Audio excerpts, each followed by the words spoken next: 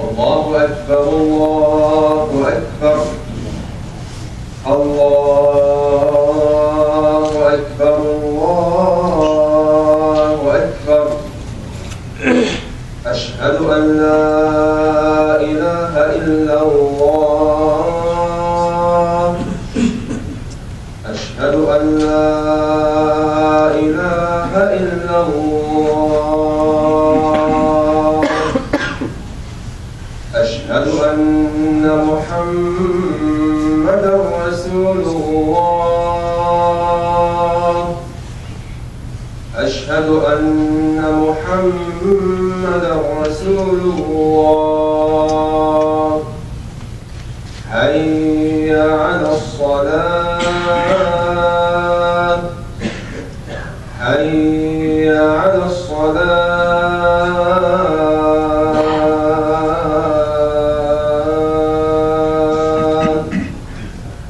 حي على الفلاح حي على الفلاح الله أكبر الله أكبر لا إله إلا الله.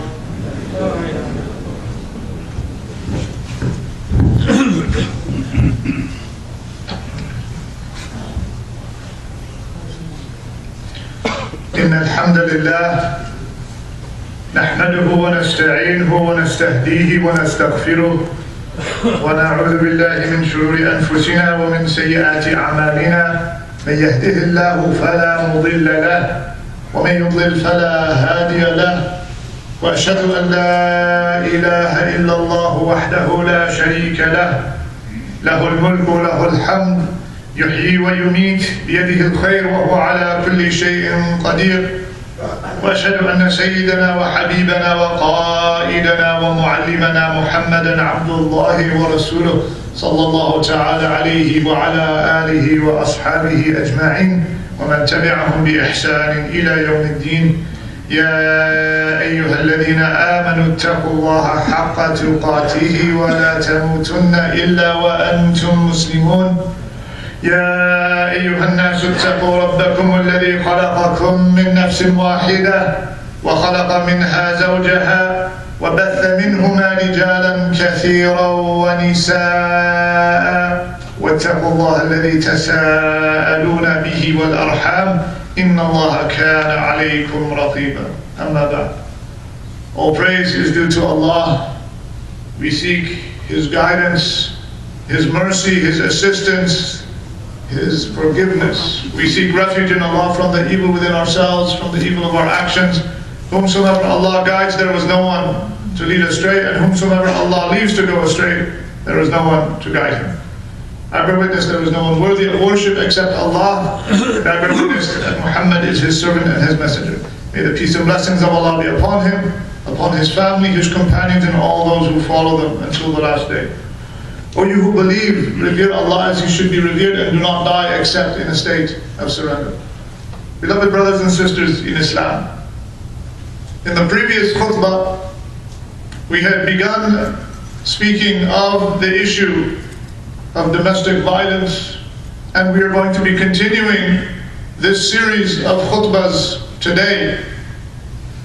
After understanding the importance of preserving the dignity of oneself and of others as human beings, based on the God-given honor, nobility that we had spoken about in the previous khutbah, and that we understood the underlying basis of our actions should be one of rahmah, should be one of mercy, should be one of gentleness, of lutf, and of rifq, that we have to be gentle with our families. How can we use this then to begin healthy relationships and to maintain healthy relationships within our family? This is what we want to focus on today. when we look at the Quran and we look at the Sunnah of the Messenger of Allah sallallahu alaihi wasallam, there are many, many examples of how it is that we should be with our families. And to begin with, we want to speak first and foremost of the marital relationship. Because often enough, this is where much of the abuse takes place, is between spouses. We had mentioned last time as well that there is, of course, child abuse and there's elder abuse that exists within households. But a lot of that comes down to how the husband and the wife treat one another. So how do we establish and then maintain a healthy marital relationship? If we look at the best of examples of the Messenger of Allah sallallahu alaihi wasallam, and the example that was set for all believers by his marriage to Khadija al-Kubra radiyallahu ta'ala anha, how she treated the Messenger of Allah sallallahu alaihi wasallam throughout the duration of their marriage, and how the Prophet ﷺ treated her. There was no support greater in the life of the Prophet ﷺ than his wife, Khadija radiallahu ta'ala anha. And especially when the tribulations began after he had received the revelation from Allah subhanahu wa ta'ala, and then the Quraysh and the Mushrikeen, they began to persecute the Muslims. And the Prophet ﷺ persevered. His first support after Allah subhanahu wa ta'ala was Khadija radiallahu ta'ala anha, the first believer, Khadija al-Kubra.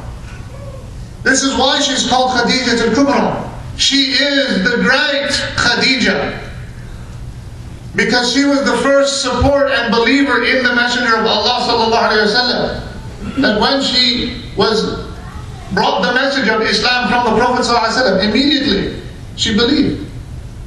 She said, Allah is not going to do anything or let any harm come to you. You help the poor, you take care of the sick, you take care of the orphans. You're a compassionate person. Allah is not going to let any harm come to you. And this is when the Prophet ﷺ, he came and he had the first revelation and he was frightened. He didn't know what was happening to him. And he comes to his support, radiallahu ta'ala anha. Zammiluni, zammiluni, cover me, cover me. So how was that relationship established? And how was that great relationship maintained throughout the life of the Prophet ﷺ, before he received the revelation and after he received the revelation? This is one of the greatest examples that we can take from the seerah of our Prophet ﷺ. When Allah subhanahu wa ta'ala tells us the nature of the relationship between the husband and the wife in the Quran, how does he describe this relationship, subhanahu wa ta'ala? هُنَّ لِبَاسٌ لَكُمْ وَأَنْتُمْ لِبَاسٌ لَهُمْ. They are a garment, the wives. They are a garment for you, and you, the men, are a garment for your wives. هُنَّ لِبَاسٌ لَكُمْ وَأَنْتُمْ لِبَاسٌ لَهُمْ. This is such a beautiful description of how that marital relationship should be between the husband and the wife. Well, why is Allah subhanahu wa ta'ala using the metaphor of a garment, libas? Because libas is something that gives you protection. It is something that helps to maintain your modesty, your chastity. It is something that helps maintain a sense of comfort. That when people have garments on, that they're protected, they're covered, it protects their chastity, and they have a sense of comfort. Because if you're out in the cold and you don't have garments on, you're going to be cold. So it's such a beautiful metaphor that Allah subhanahu wa ta'ala uses in the Quran. But that is something that needs to be worked on. That needs to be built. You have to have a strong foundation. So the first thing that we need to do when we want to get married, and this applies even after we get married as well, but especially before we get married, we have to prepare ourselves for that relationship. We have to prepare ourselves for that responsibility. If we want to establish a strong marital relationship with our spouses, husbands to wives or wives to husbands, we need to prepare for it collectively. We need to understand, what does this marital relationship entail? When Allah subhanahu wa ta'ala refers to it in the Quran as mithaqan ghalidha, that this is a solemn covenant. This is a strong responsibility. It is a fortified agreement that you are entering into. It is not something to take lightly. Often enough we hear many stories of people who they have emotional attachments to one another. They fall in love, and then they say, let's get married, without having an understanding of what is marriage. Without having an understanding of what are the responsibilities, what are the roles. How is it that we're going to live together? We're two completely different human beings. This is somebody who is not your mother, not your father, not your brother, not your sister. So this is a completely new experience. What have you done to prepare yourself for that experience? So the first step is to be able to take some measures to prepare yourself for this relationship. There's a beautiful book that was written specifically for this purpose. It's called Before You Tie the Knot. This was written by a sister, her name is Salma Abu-Ghadiri, and she has many years of experience counseling Muslim couples, and she has written a lot on domestic violence. Because there is a connection. If you don't prepare yourself adequately, then you're putting yourself at risk for domestic violence to occur within your household. So prepare yourself.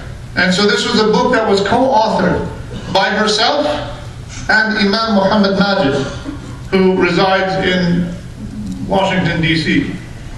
And he is also the Imam that has extensive experience in counseling couples.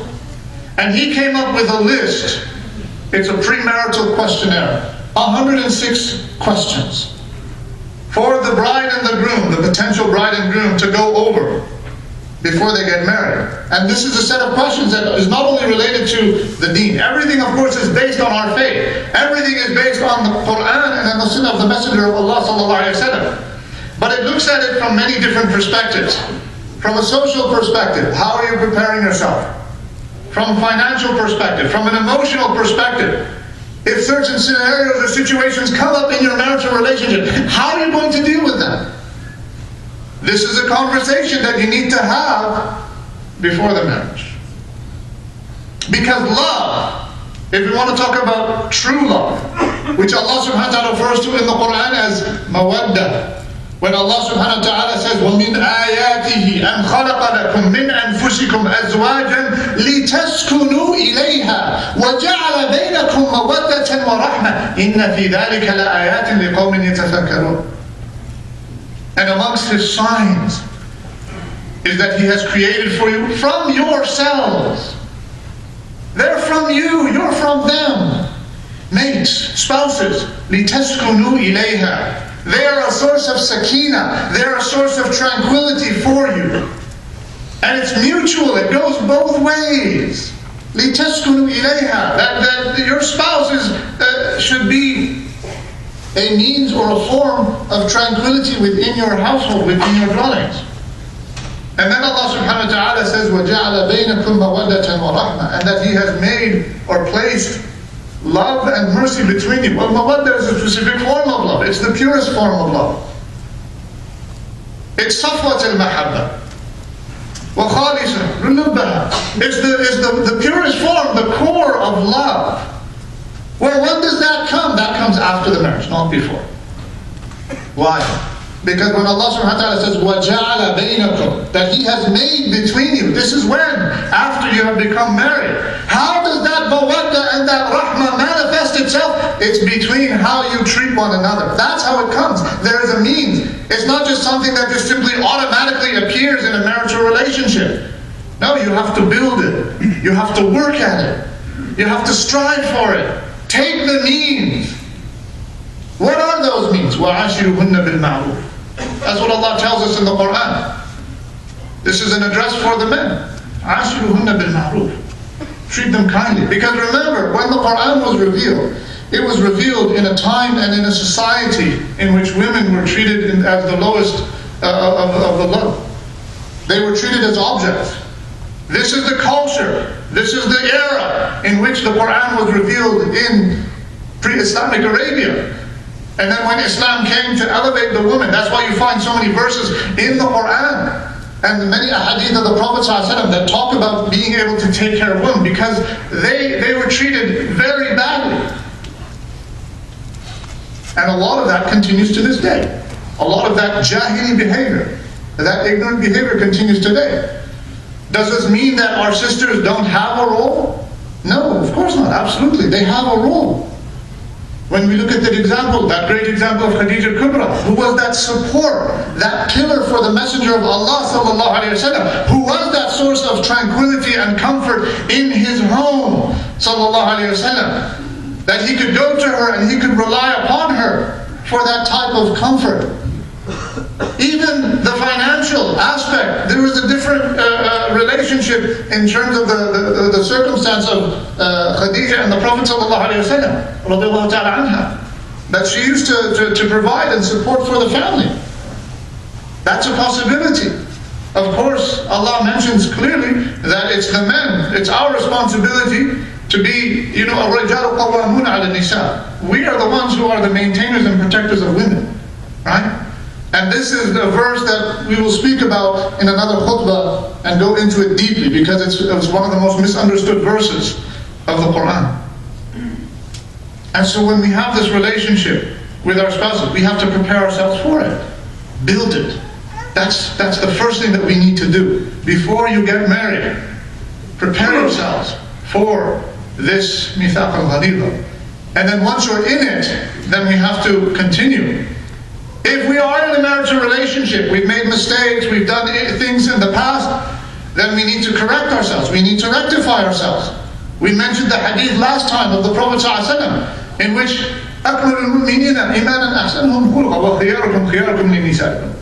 the most perfect of believers in their faith are those who have the best character, and the best of you are those who are best to their spouses. We have to rectify ourselves.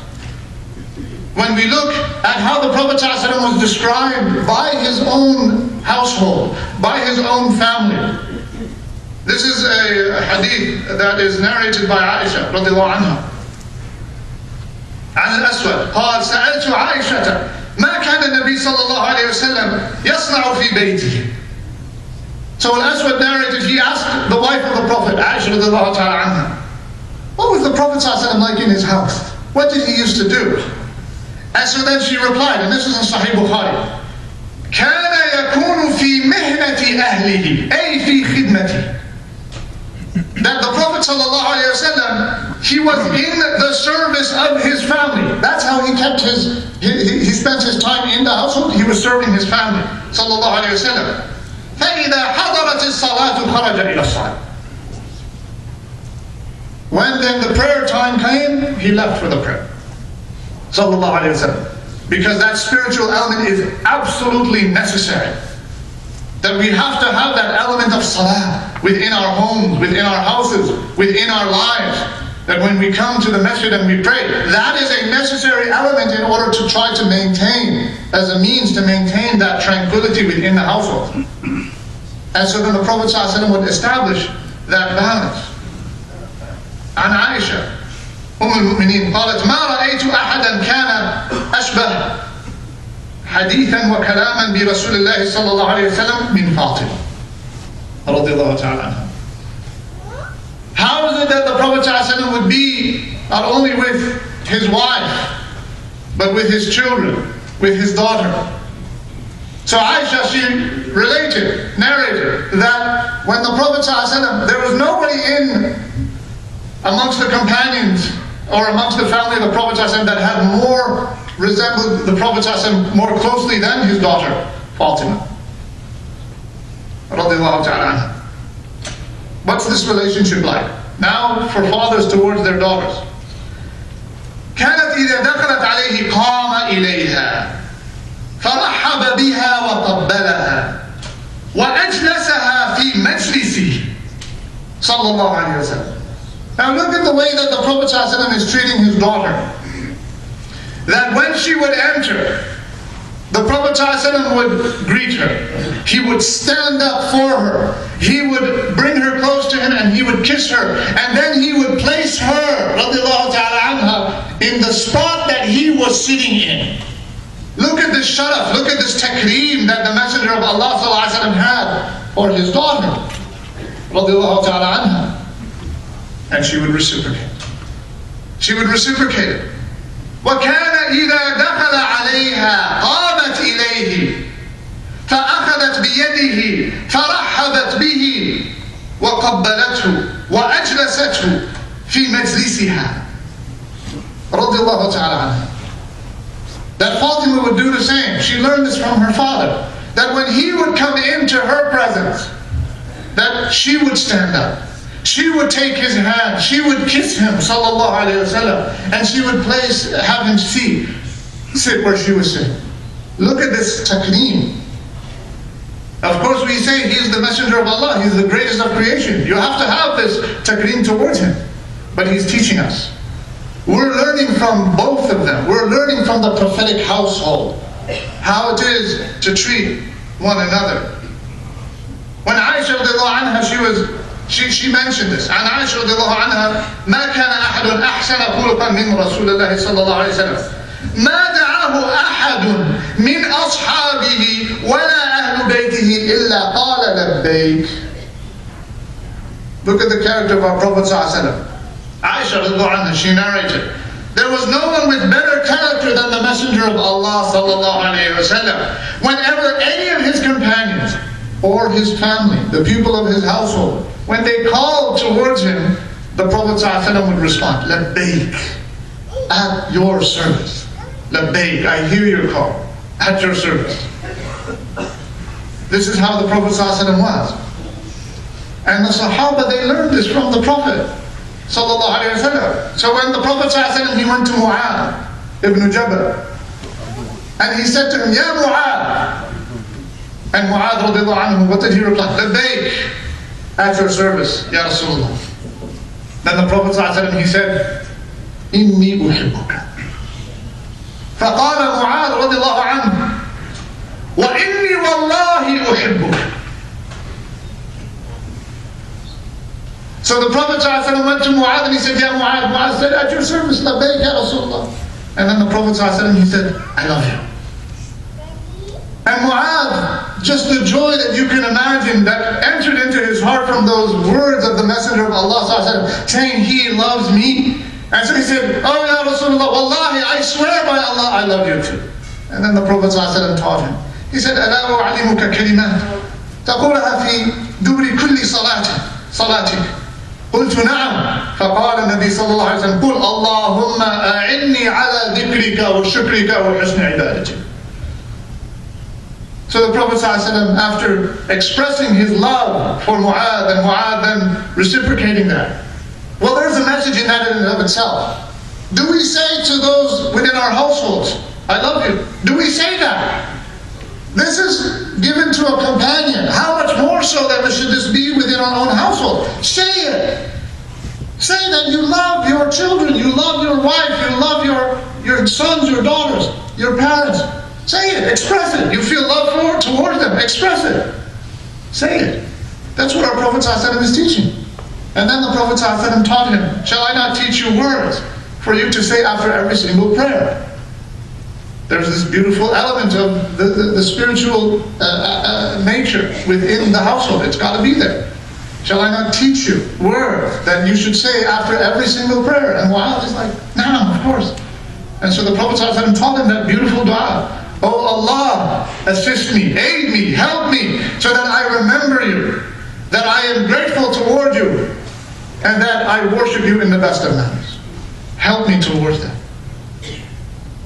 This is how our Prophet ﷺ was amongst his companions, amongst the people of his household. That he had that relationship established and it was firm. There's a firm foundation here and you keep building on that foundation. How? With those beautiful words, with those beautiful actions, between the spouses, between the father to the son. I mean, when you look at how believing fathers spoke to believing sons in the Quran, it's always, Ya Bunay.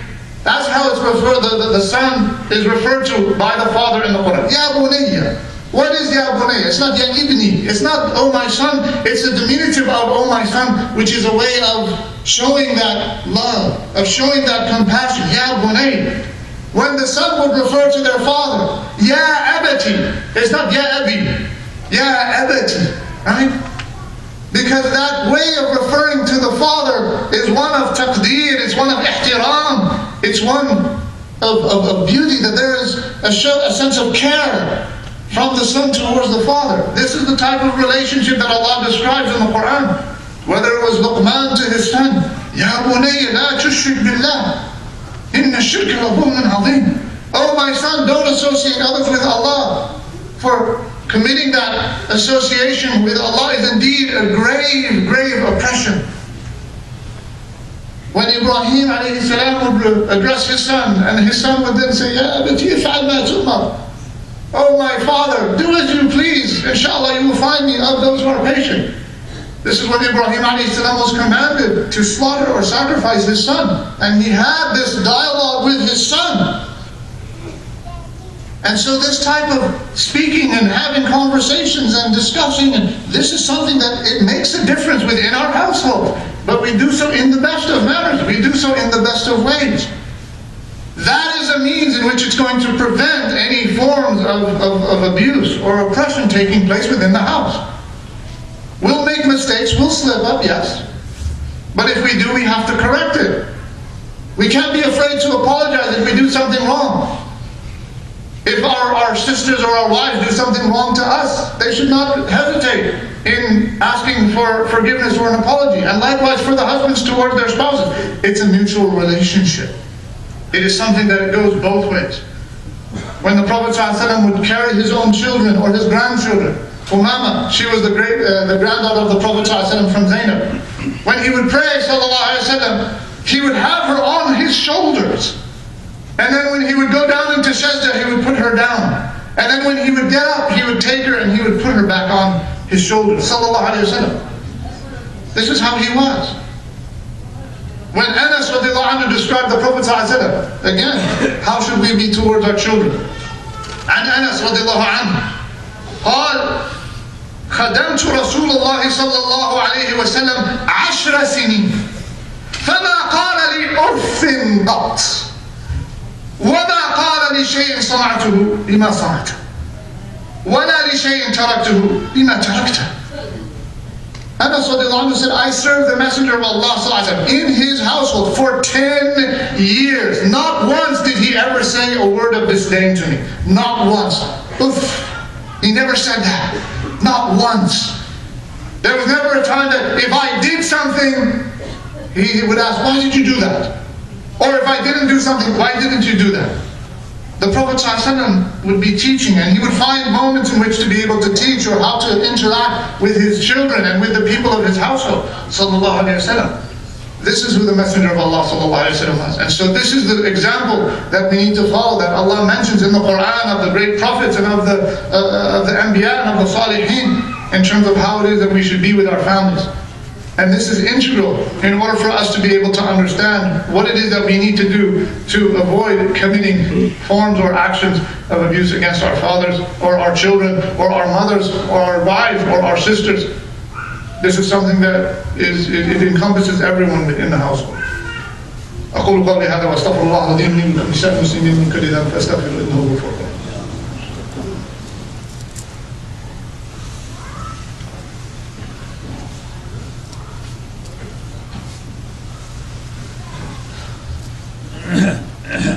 الحمد لله رب العالمين وأفضل الصلاة وأتم التسليم على سيدنا المرسلين سيدنا محمد وعلى آله وصحبه وسلم.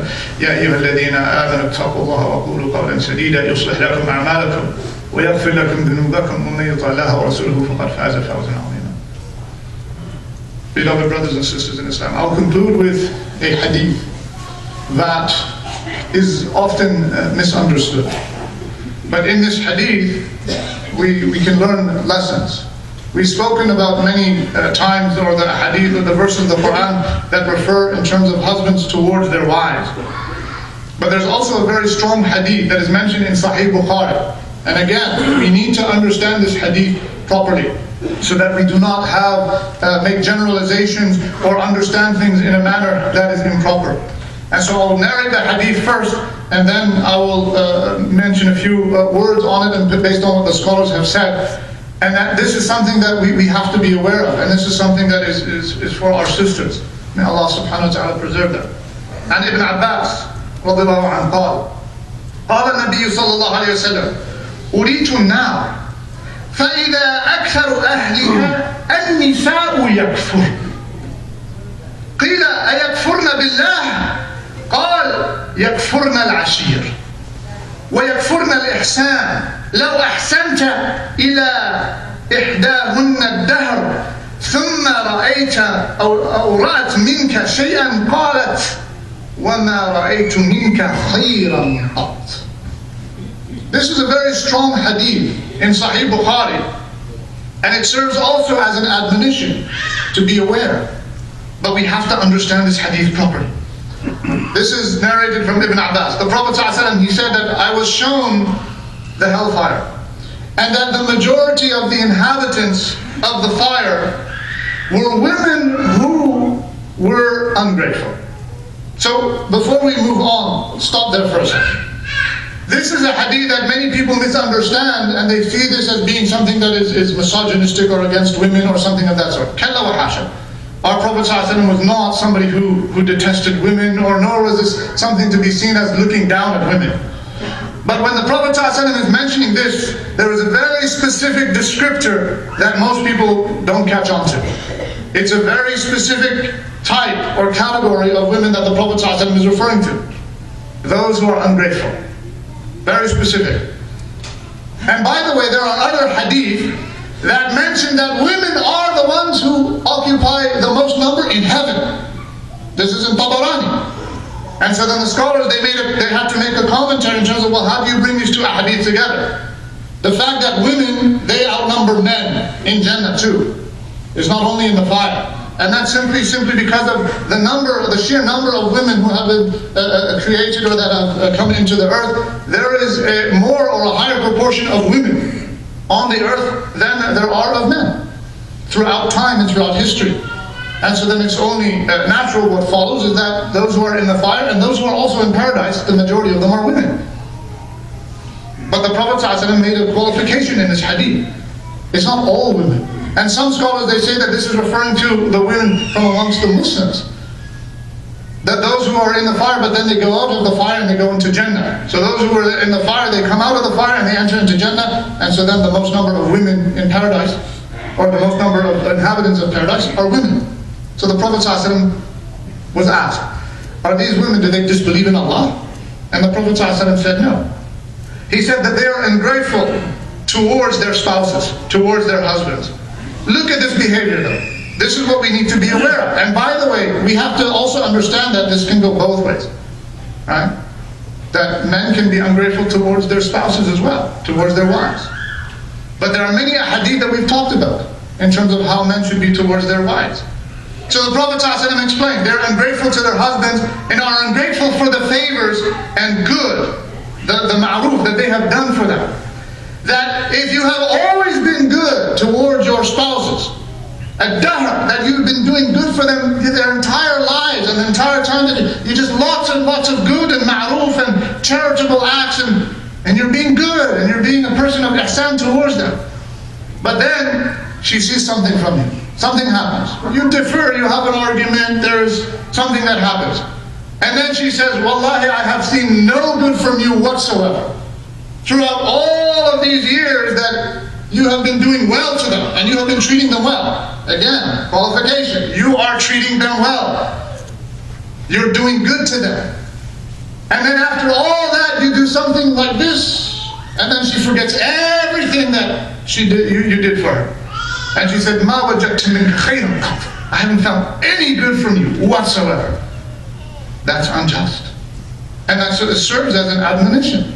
We cannot be like that. We have to be grateful.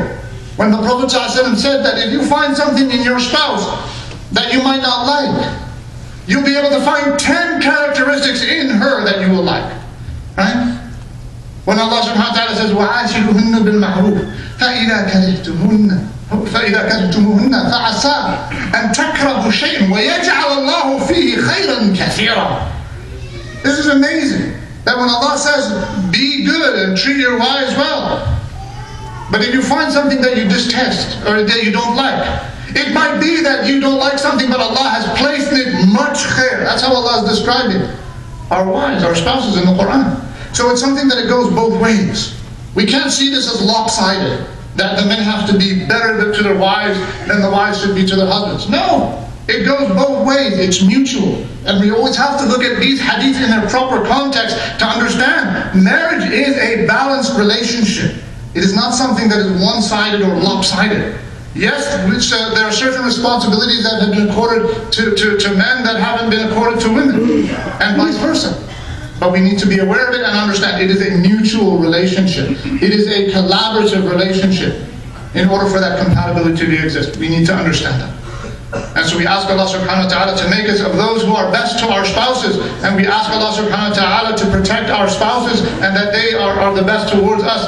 ربنا إن الله وملائكته يصلون على النبي يا أيها الذين آمنوا صلوا عليه وسلموا تسليما اللهم صل على محمد وعلى آل محمد كما صليت على إبراهيم وعلى آل إبراهيم وبارك على محمد وعلى آل محمد كما باركت على إبراهيم وعلى آل إبراهيم في العالمين إنك حميد مجيد اللهم اغفر للمؤمنين والمؤمنات المسلمين والمسلمات الأحياء منهم والأموات إنك يا ربنا سميع قريب مجيب الدعوات ربنا هب لنا من أزواجنا وذرياتنا قرة أعين واجعلنا للمتقين إماما اللهم ارحم موتانا وموتى المسلمين واشف مرضانا ومرضى المسلمين وانصر إخواننا المستضعفين المظلومين في مشارق الأرض وفي مغاربها يا رب العالمين ربنا آتنا في الدنيا حسنة وفي الآخرة حسنة وقنا عذاب النار وصلى الله على سيدنا محمد وعلى آله وصحبه أجمعين والحمد لله رب العالمين.